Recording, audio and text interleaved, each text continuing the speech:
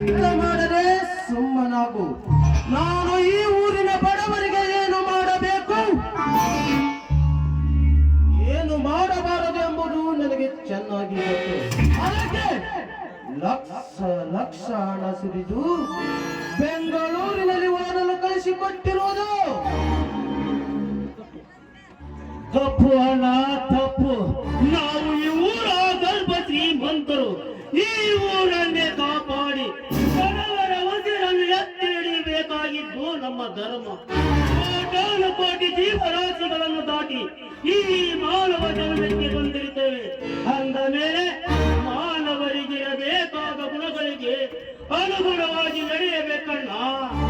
ಶೇಖರ್, ಅಂದರೆ ನಿನ್ನ ಮಾತಿನ ಅರ್ಥ ನಮ್ಮ ತಂದೆ ತಾಯಿಗಳು ಗಳಿಸಿಟ್ಟ ಈ ಸಿರಿ ಸಂಪತ್ತನ್ನೆಲ್ಲ ಈ ಊರಿನ ಬಡವರಿಗೆ ದಾನ ಮಾಡಿ ಕೈಯಲ್ಲಿ ಭಿಕ್ಷಾ ಪಾತ್ರೆ ಹಿಡಿದು ಭಿಕ್ಷೆ ಬೇಡೋಣ ಅಂತ ಹೇಳು.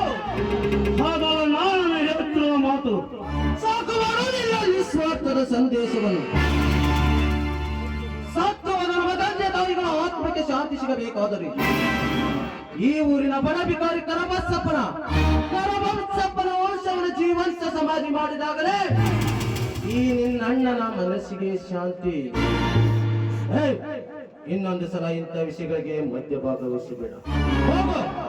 ಬಹಳ ದಿನಗಳ ನಂತರ ನಮ್ಮೂರಿನ ಜಾತ್ರೆಗೆ ಬಂದಿರುವೆ. ಹಾಯಾಗಿ ತೋಟದ ಮನೆಯಲ್ಲಿ ಗೆಸ್ಟ್ ಹೌಸ್ ಕಟ್ಟಿಸುತ್ತೀರಿ. ವಿಶ್ರಾಂತಿ ತೆಗೆದುಕೋ. ಅಣ್ಣ, ನಾನು ಹೋಗುವ ಮೊದಲೇ ನಿನಗೆ ಒಂದು ಎಚ್ಚರಿಕೆ ಮಾತು ಹೇಳುತ್ತೇನೆ, ನೆನಪಿನಲ್ಲಿ ಇಟ್ಟುಕೋ. ಬಡವರನ್ನು ಕೆಳಕೋದು ಒಂದೇ, ಹುತ್ತದಲ್ಲಿರುವ ವಿಷ ಸರ್ಪನ್ನು ಕೆಳಕೋದು ಒಂದೇ. ಬರುತ್ತೇನೆ. Good bye. ಈ ನನ್ನ ತಮ್ಮ ನನಗೆ ವೇದಾಂತವನ್ನು ಹೇಳಲೇಬೇಕು. ಯಾಕೆ ಗೊತ್ತಾ? ಇವನನ್ನು ಒಬ್ಬ ಅಧಿಕಾರಿಯಾಗಿ ಮಾಡಬೇಕೆಂಬ ಕನಸು ಹೊತ್ತ ಈ ಅಣ್ಣನಿಗೆ ಅವನು ವೇದಾಂತವನ್ನು ಹೇಳಲೇಬೇಕು. ಚಿಕ್ಕ ವಯಸ್ಸಿನಲ್ಲಿ ತಂದೆ ತಾಯಿಗಳಿಲ್ಲದೆ ಎಂಬ ಪ್ರೀತಿಯನ್ನು ಕಾಣದ ನನ್ನ ತಮ್ಮ ಅನಾಥವಾಗಬಾರದು ಎಂದು ನಾನು ಸಾಕಿ ಅವನನ್ನು ದಡ್ಡವನ್ನು ಮಾಡಿದಲ್ಲ, ಅವನಿಗೆ ನನಗೆ ವೇದಾಂತವನ್ನು ಹೇಳಲೇಬೇಕು. ಒಂದು ಮನೆಗೆ ಬೆಳಕನ್ನು ಚೆಲ್ಲುವ ಮೇಳದ ಬತ್ತಿಗೇನು ಗೊತ್ತು? ನನ್ನಲ್ಲಿರುವ